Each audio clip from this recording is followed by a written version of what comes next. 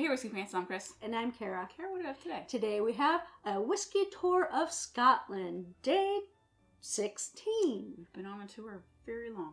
It's very long from home. It is 11-year-old Speyside from Inchgower in an ex-bourbon cask coming in at 46%. Now, the first week of our journey of Scotland, we did have it Inchgower, ex-Madeira. Yeah, ex-Madeira, and I don't remember much of it. I think I didn't care for it so much. I think it was really weird, and I think because that was our first expression for an aged Madeira, that we didn't know what to expect, and we didn't know if it was the malt or the cask. I don't remember. Was that one, or is it the liquid? I don't remember. When you've been traveling so long, it's hard to blur. Yeah, it's hard to remember. Blur. Good thing there's videotape. Is that how they can still say it? Yeah, this is ex-bourbon, right? Yeah. It's very outdoorsy. Okay, stuff. No, this is the malt. It was the malt. It wasn't the cask. It's or very the aged finish. Yeah. Not finish, but... It's very outdoorsy. Okay, but there's something weird about it that's different. It's a funky malt down the back. It's almost like citrus, though. Hey, I know we've Inchgower before, but let's just jump into the palate and see if the Madeira versus ex-bourbon is dramatically different. Well, the nose is slightly the same, except for it's got a little bit more sweetness to it. Yeah. Weird.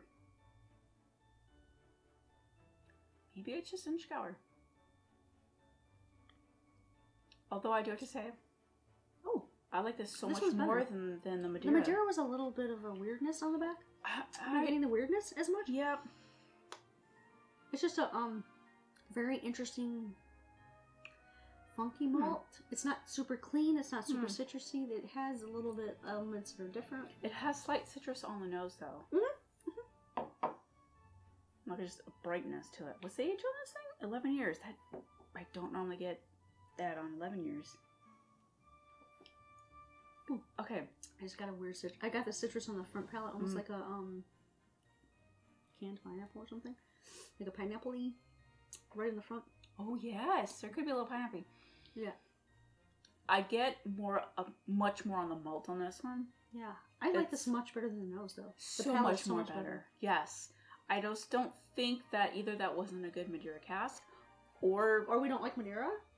No, or maybe certain malts profiles shouldn't be aged in certain casks, I think is what it is. It's a fun experiment, but it kind of like goes by the wayside and just kind of doesn't play nice. This is a different malt. Were you tasting a little floral, just a hint of something different? I didn't get the floral. Like towards the back of the mid palate, right on the finish, there's a little bit something different. And I don't want to say it's still malt funk or the malted barley, barley sugar. There's something right. Okay, on the mid palate to finish, it's more on the finish. Yeah, I'm getting almost like a Brock's candy. Well, not a caramel. Oh. It's something. It's like one of those candies that you get, and I just let you have them because I'm like, I'm not a fan so much of those. It's not maple. It's like a Brock's candy of some sort. It's in between toffee and nougat. More toffee-like. Yeah. More okay. toffee-like. I totally get that. Okay, so it's almost a burnt toffee on accident. Yes. Yeah. Okay. I totally get what you're saying. I don't know why it reminds me of those Brock's candies that you get. They're like not clear. They're not hard. They're I don't know how to describe those. Chewy. Yeah. I stay away from those, but that reminds me of that. But I'm not staying away from this. I got the burnt toffee sensation, but it almost wants to go floral for me, and I don't know why. It could just be my palate today. I enjoy it. It's very much like a nougaty candy. Yeah, there's a note in it that kind of reminds me of some bourbons for that particular sweet note. And I can't quite make out what it is. Do you think that's the ex-bourbon cask? Maybe. Maybe. I'm getting like that toffee burnt caramel sugary. Yeah. That could be it. Yeah. That could be it. I do actually prefer Inchgower in ex-bourbon than the Madeira cask. I didn't really... It was a little too of a... This is interesting. Funky adventure for me. This is very interesting. Yeah. I'm going to give it one more sip. I'm not going to put water in this one just because I'm feeling a little lazy on our journey.